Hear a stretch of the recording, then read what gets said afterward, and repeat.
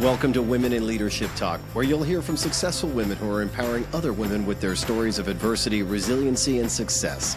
And here is your host, Vicki Bradley, founder and CEO of Women in Leadership Empowered.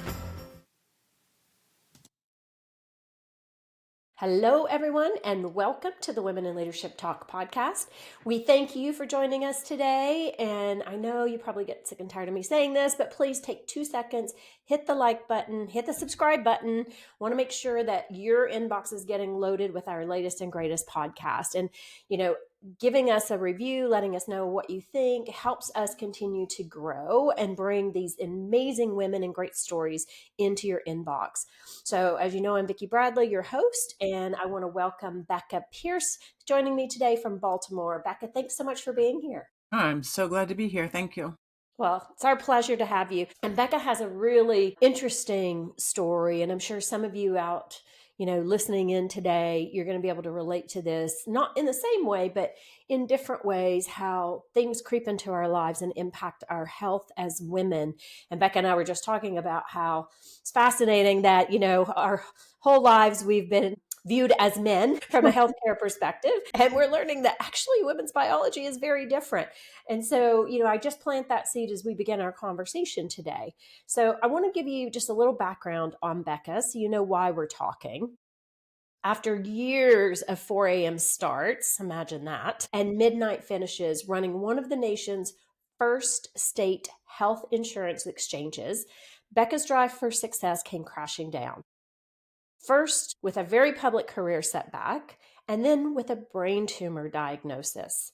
Her health crisis forced her to confront the painful truth that her sense of worth had been built entirely on accomplishment. So how many of you listening today can relate to that? I know I certainly can. And, we want to hear Becca's story. In the fall, she released her new book called You Don't Have to Achieve to Be Loved. Escape the lies you've been sold to design the life you want. So I'm fascinated for us to jump into this. And as I said, I'm sure some of our audience can relate to that, achievement, success, and what's that cost.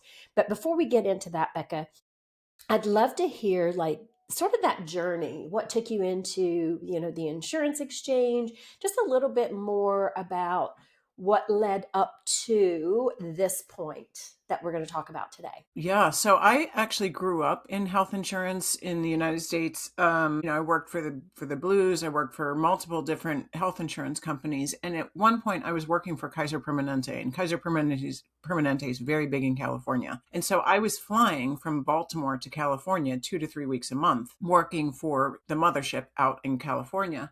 And at the time, my daughter was very young, and we would cry together on Sunday nights. And then I would get on the plane before she would get up on Monday, and I would come home Thursday night. And, it was just, and then I was tied for the weeks that I was home, I was tied to her, right? Like I couldn't go out. I couldn't see my friends. It was a very lonely kind of it was a career forward job, but it was a lonely job. And at the time, when the state exchanges were being built, I remember thinking to myself, I want a job in Baltimore. I want a job to be with my family. And so I took this job as the CEO of the Maryland Health Benefit Exchange in September of 2011. And for 2 years, I didn't go to school. I don't know who my daughter's teachers were. Took one day off. I mean, the amount of energy that I then was just catapulted in. So in September of 2011, the legislation had been defined for what was going to happen with the state-based exchange, but I had no computer. I had no office. I had no employees. The IT system hadn't been defined yet. Everything else around this had yet to be defined. Wow. But it was the most important thing that was going to happen in the state of Maryland. We had a lot of people depending on it. And so very instantly I went from what I thought was a, hard job to a ridiculously hard job, and found myself just so tied up in this that I didn't realize that I had lost my identity. All of a sudden, it was way more important for me to be doing the work that I was doing than it was to be a mother, than it was to be a friend, and all of those things. And so when I lost my job publicly, it was devastating. It was, I just really, at one point somebody was like, it was just a job. And I was like, you have no idea. Right. Yeah. And what I realized is that I'm not alone, especially for women. I will say that I actually have not had this conversation a lot with men, so I don't know if I'm unfairly leaving men out. But I think that as women, we were taught a long time ago. I'm 53 years old, so I'm Gen X.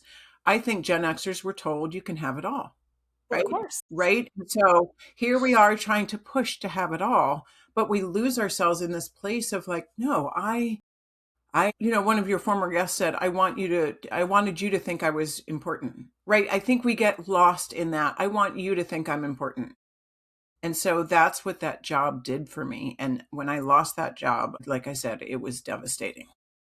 Well, you said a number of things there that I think are super important.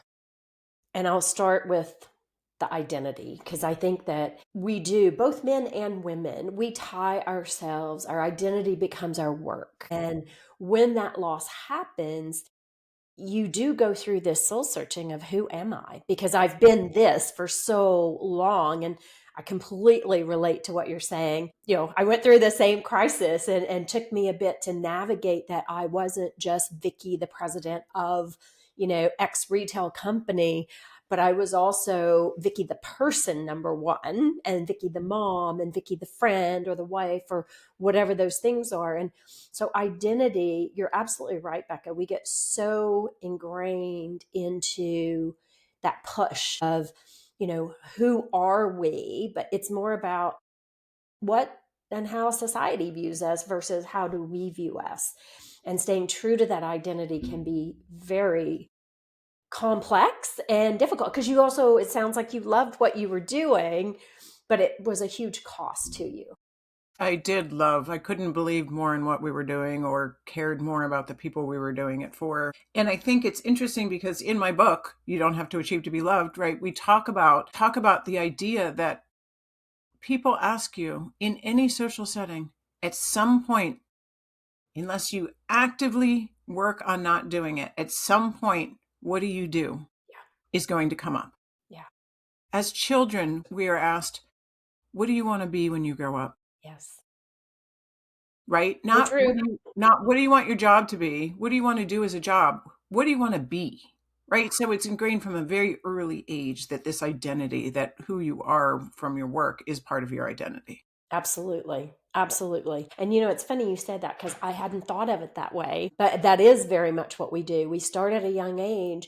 And I don't know about you, but like my kids are older, they're adults now, but even now I have one who's in her second year of university, and she's like, I don't know what I want to do. And I'm like, it's okay. Take different classes, see what excites you, like explore a little bit. In my growing up, that was not an option. It was like, I remember my mother, I kept saying to her, I want to get into communications. And she was like, you're not getting into communications. Like, what kind of job would you have? And I'm like, but I love this. I love communications. And I had an amazing professor in university that I just adored. And I was so inspired by her. And my mother was like, no, you're going into business. And I listened.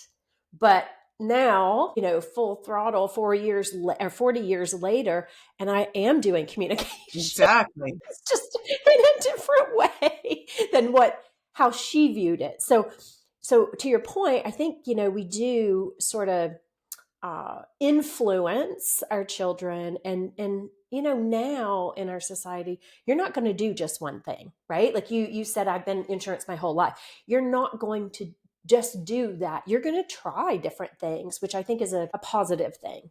Mm-hmm. Something else you said, and it took me back to when I was head of operations for this company, when you said it's lonely at the top. Mm. And I remember this gentleman, he was our CEO of our company, and he was my mentor. And I remember him saying that to me. He said, oh, Vicki, you don't understand, it's lonely at the top. And at that time, I was like, how could you be lonely? Like, I'm in your office all the time, right? And then fast forward to your point, then when I became president of a company, you hold a lot of responsibility. You carry this invisible load that people just can't see or even understand until they're in it. So I'm curious, what did that lonely look like for you? As you were talking, I was thinking of this story about how when I was the CEO, at one point I looked at, I was talking to our vice president of communications and marketing communications, and things were not going well. I mean, I lost my job publicly because it didn't turn on the way it was supposed to. And at one point, several months beforehand, I looked at her and I had to begin to tell her that, like, there's a chance this may not work, right? So I said something to the effect of, we need to have a conversation. We need to have a contingency plan if this doesn't work. And tears instantly sprang to her eyes because employees want the president, the leader, whatever your title is, they want somebody to hold it all and say, it's going to be okay. And so in that space as a leader, like women in leadership, it's very difficult. Who do you talk to? You can't talk to your board because your board's going to turn around and say, what are you doing wrong? You can't talk to your employees because your employees want you to hold it all together. For me, at the exchange, which is a terrible part of the story, is that I couldn't talk to my husband. I was so deep into it. I didn't believe at the time that my husband could understand what was going on. So I was in this very, very isolated space. Yeah.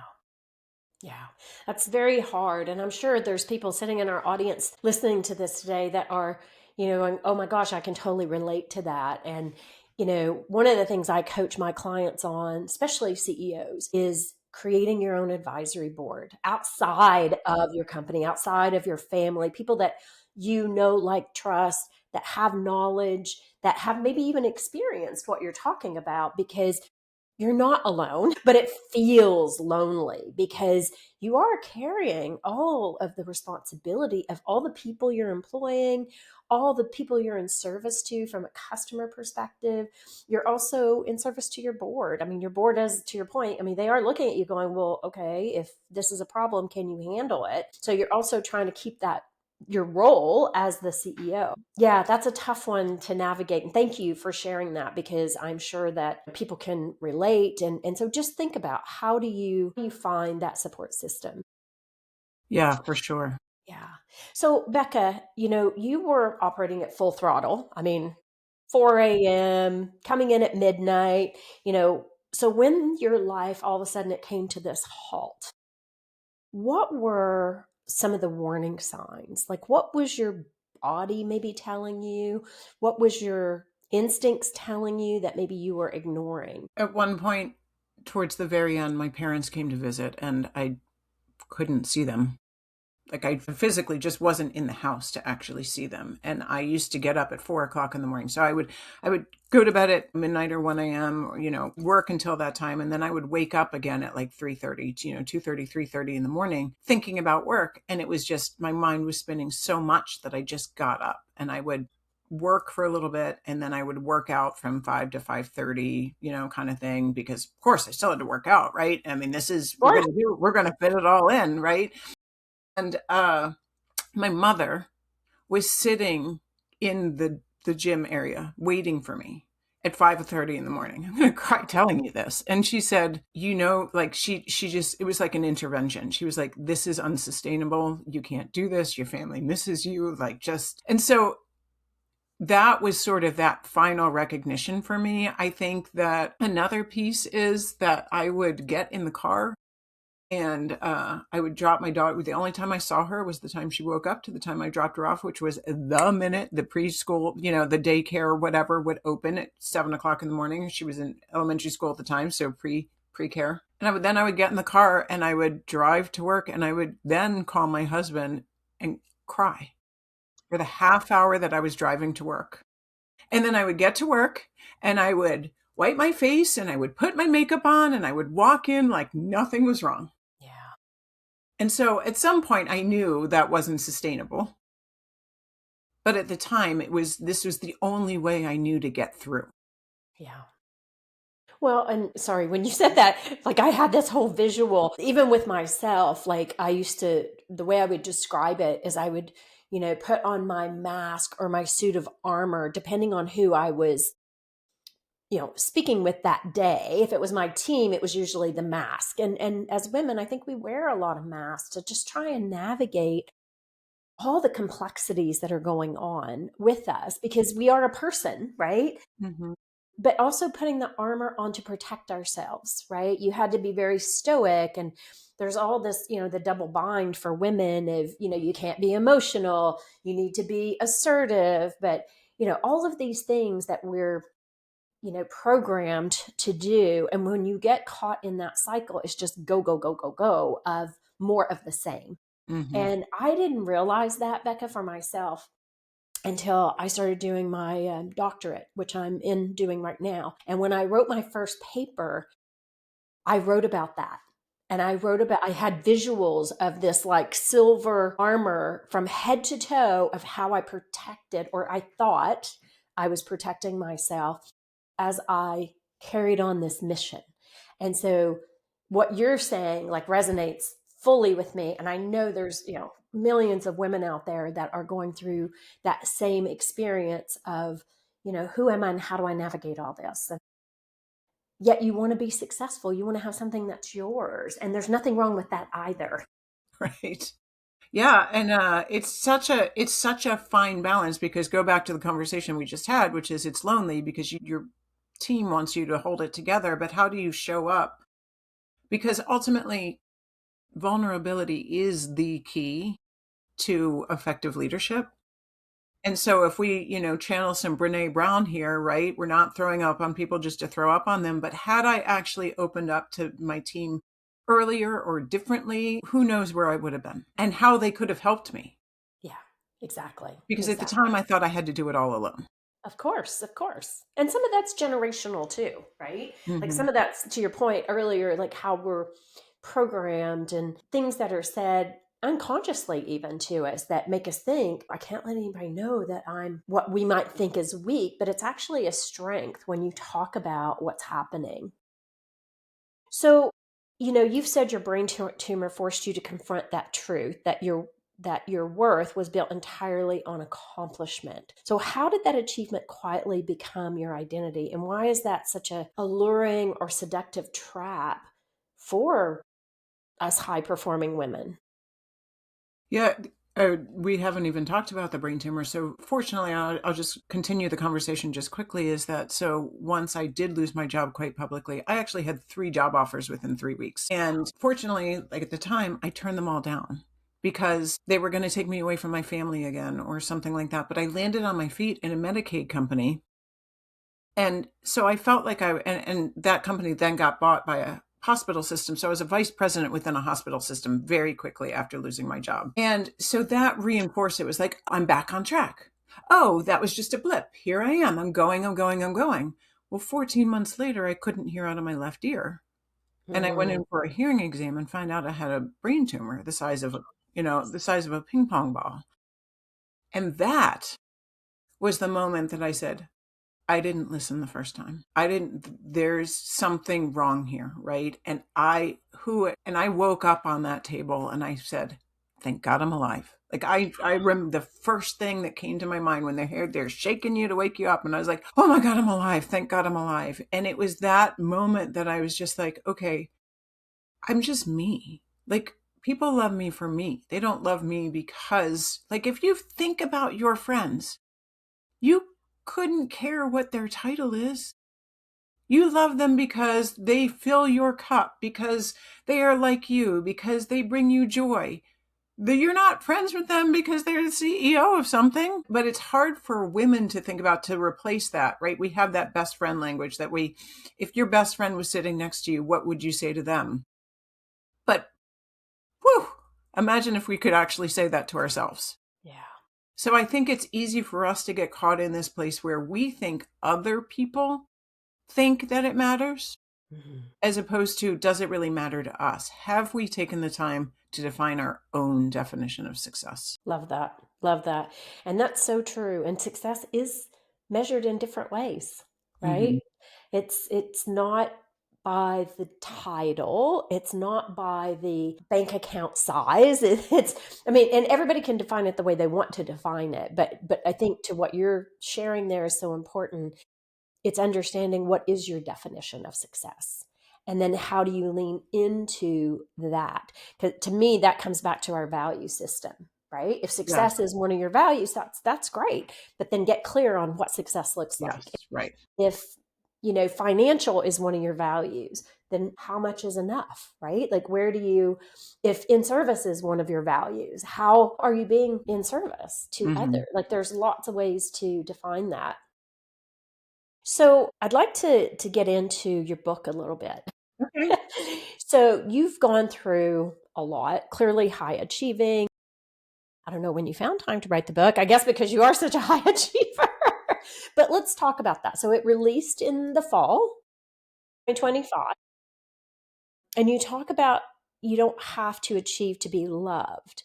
So maybe walk us through, sort of what prompted you to do this and why the why is always so important of what your story is, of what were you wanting your audience to take away from what you've created? Thank you for asking that, because that is so important to me. So I'm going to start there. So the reason I do what I do, the reason I am a personal executive coach, the reason that I wrote the book is because I want other people to recognize that there is more to life than title and money, and to be able to change their lives without having to go through all of the heartache and pain that I went through to do it. So it took me years of people saying to me, "Oh my gosh, you should write a book." And I'm always like, yeah. Who's going to read my book? Whatever. And it wasn't until I started to listen over the last 3 or 4 years to people saying, "No, really, like, I changed my life because of your story. Like, if you can do it, I can Amazing. do it." And that's when I started to give myself that grace to say, maybe I do have something to say. And my publisher helped me really craft it in a way. My publisher very, very luckily said to me, "Nobody reads a memoir unless you're famous. I understand that you have a story to tell, but that's not really the story."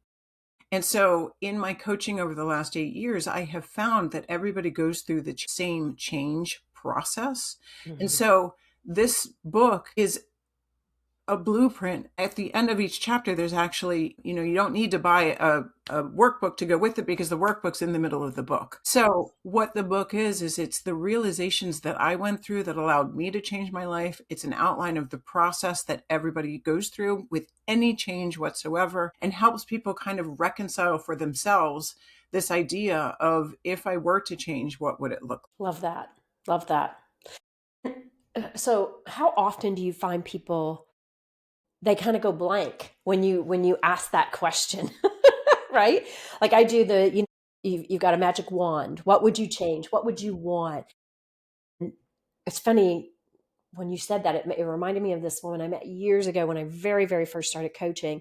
And she was in the process of changing jobs. And I asked her that question. And the phone went dead quiet. And I thought, did we get disconnected? And so I gave space, right? And then she goes, "Vicki," she goes, "I'm embarrassed to even tell you this." She goes, "I've never thought about it." like? And I said, "Really?" I said, "Well, why is that?" And she said, "I've never had to." She said, it kind of what you described when you talked about left the exchange, and then all of a sudden you're VP back into another company. She said, "I've never had to interview really." She said, "It was like somebody would find out and then I would just go to the next thing. So I've not taken time to even think about what I want." So I love that you've written this book and that you have sort of a blueprint, not sort of, but you have a blueprint to help people slow down and start to think, what if? What's possible, right? And I know you talk about the 4 phases of change. So, that has helped you rebuild from inside out. Which phase do you think people most often resist or they want to skip? And why? Why do you think there's this fear associated with that? So just a quick overview of what the phases are.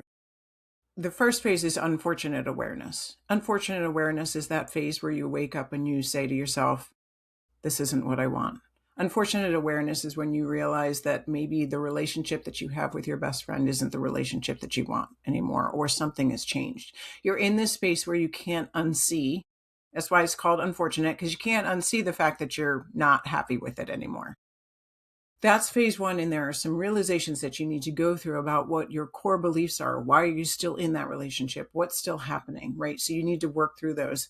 The second phase is called mourning the past. This is where, if you've decided that it's time for you to change your job, and by the way, this process is as simple as a New Year's resolution. This is the process everybody goes through. It's just much longer when you make a bigger change. And mourning the past is looking back and saying, but I kind of really liked that person, right? Like, I really liked that former CEO, even though she wasn't all that nice and she told you to drop your emotions at the door. She got me to where I am today, and I kind of like her, right? So you go through this phase of mourning kind of who you were. It's this third phase, 1 foot in, 1 foot out, where most people, this is the phase that people avoid the most. And it's the hardest for people because this is where your social and emotional ties come in. This phase is you've already decided that you're unhappy. You've decided that it's okay to move on from who you are. This is where the question of what's my family going to say? Who are my friends going to be? That if I make this change, if I'm going to be that different of a person, what's going to happen? And so that's why it's 1 foot in, 1 foot out, because people kind of go back and forth. Your brain wants to keep you safe and say, and then you start shoulding yourself. No, it's okay. I should like who I am. I should still want this job. I should still want this. But really, you're being pulled to this new place. And you're scared of what's going to happen because those social emotional ties are going to be pulled. And then we get to that next phase after that, which is really the decision point about what you're going to do. Oftentimes that's a financial discussion when you're in a major change. And then it's not until after that, until you really get on board and you're like, that's it. This is me. I'm unapologetic about it. Good. Love it. And that's not an easy phase or step to take, right? Like there's a lot that goes into that. And I love how you describe the shoulds or what ifs, right? Because I think sometimes that's where the brain and the heart become conflicted, right? Because your heart is really your driving force, but the brain gets in the way, and it can be that monkey brain or lizard brain, whatever word you want to use for it, where it starts going, yes, but Vicki, you've been friends with that person for 30 years. Why would you give that up? But the reality is sometimes we outgrow people, right? And maybe they're not part of the future path, or maybe it's that job, to your point. I love the description you used with the CEO. Maybe they were a hard ass and they pushed you hard and they weren't super great, but you learned a lot from them. You didn't always feel great about yourself, but you took what you needed to take from that, but now it's time to make that move, right? Right. And those are hard. And the way you describe it, 1 foot in, 1 foot out, it is this emotional tug of war. And it's how do we quieten the brain long enough to where we can listen to the heart and say, what does my body feel when I think about truly leaving that person to their own, or leaving that job, or leaving that partner even, right? Like that's a tough, space to walk. Yeah, it really is. Yeah. So, okay. So the book has launched in the fall. You talked a minute ago about the financial aspect comes into play, this financial fear. And I think that's very true for women, right? Because it's that stability and making sure that we're okay, because it's, in a lot of situations, it's not just about us, it's also about our children, right? Because we end up being the main caregiver of our children, or even parents. So what does it actually look like to crush the numbers in a way that creates freedom instead of paralysis? I think it's really interesting because in all of my coaching, anytime somebody has come to me and said, I can't make a change, I need to make the money I'm making today. Now, I'm blessed to be working with people who are in a situation where 100% of the time, their fear completely outweighed the truth. So it can be as simple as just, and I call it Becca math in the book. What do you make? What do you spend? How much are you saving? Can you really go? I mean, I just had a conversation with a client the other day, and she said, Becca, I still need to make $200,000 a year. And then she comes to tell me that she has a job for the next 6 months and she makes $400,000 a year right now. And I'm like, well, so you're going to work for 6 months and then you got 6 months to spend, right? Like, It's very logic. difficult to see when you're in the middle of it because you're kind of like, because we are taught our entire lives to save, save, save. We are never taught when it's okay to spend. We are never taught when it's okay to invest in ourselves. And the conversation I had with her was, this is the definition of your rainy day. It's Beautiful. okay to spend the money you've been saving. Yeah. Well, and it's also trade-offs, right? Like, we create these lifestyles that we don't want to give up, but when you really get down to the core of what you need versus what you Yeah. want, Yeah. that also plays a role in how you structure things, Yeah. right? For sure. And I think that to your point, when you're in it, it's hard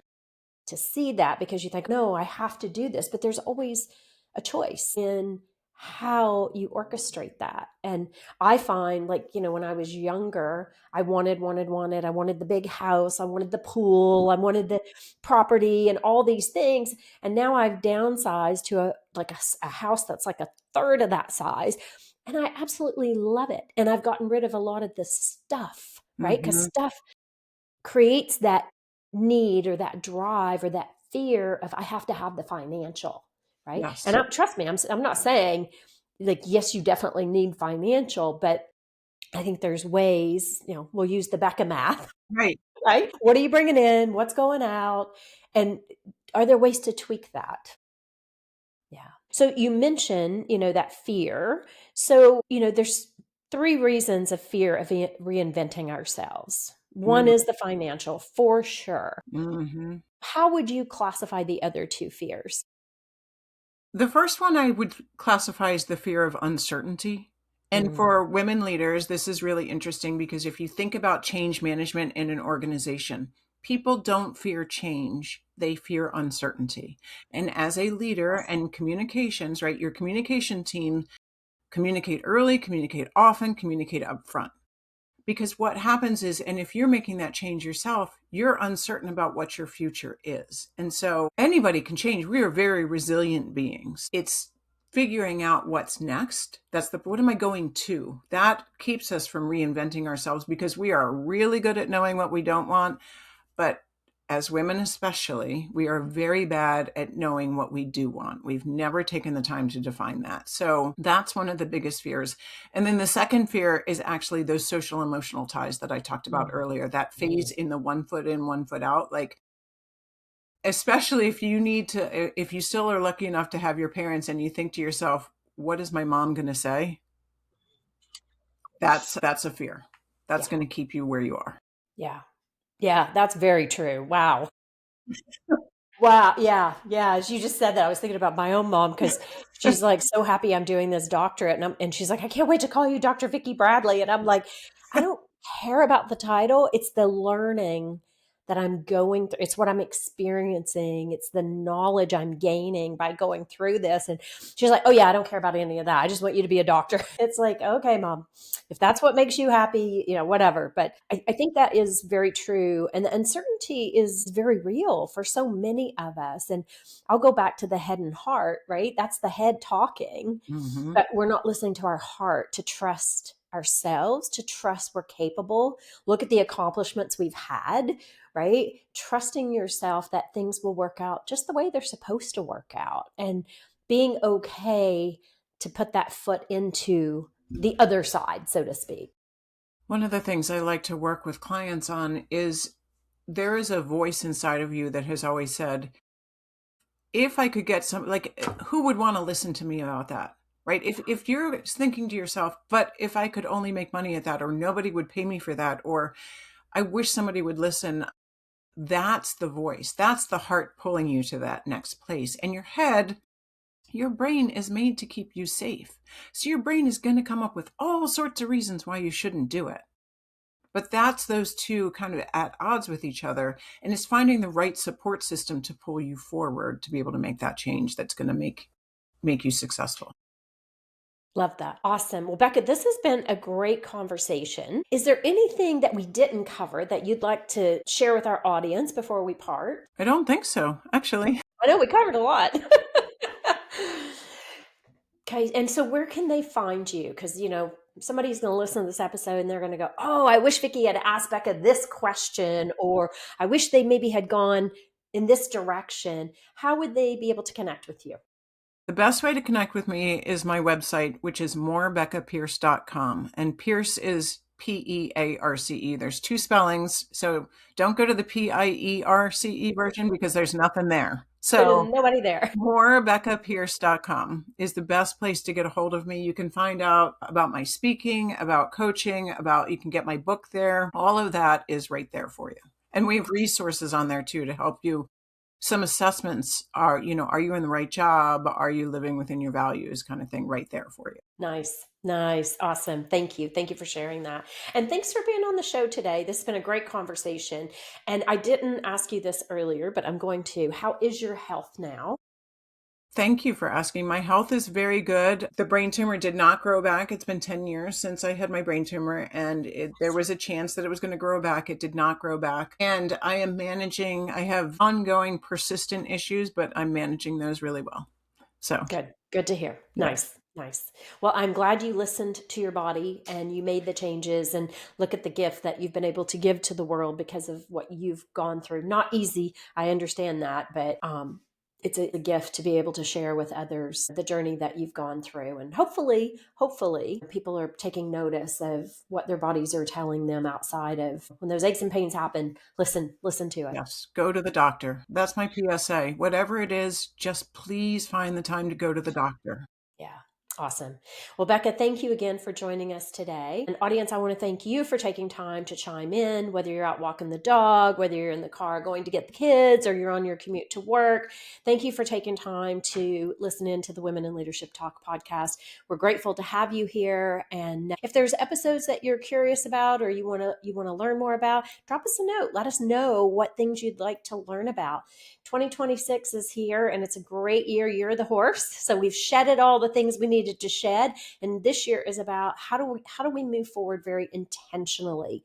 So, visit our website. You can take our free leadership quiz. That's womeninleadershipempowered.com. That's WIL empowered.com. Take our free leadership quiz. We also have a couple of mini courses that you can tap into. And one of the topics actually is fear. So we talked to you about what if. So Becca has set the stage for that today, and hope you'll check that out. Wishing everyone a fabulous day, fabulous week, no matter when you're listening to this. And we'll see you on the next Women in Leadership Talk podcast. Take care, everyone. Thanks again, Becca. Thank you. Thank you for joining us for WIL Talk, sponsored by Women in Leadership Empowered. To learn more about our programs, please visit www.wilempowered.com. We look forward to seeing you in our community.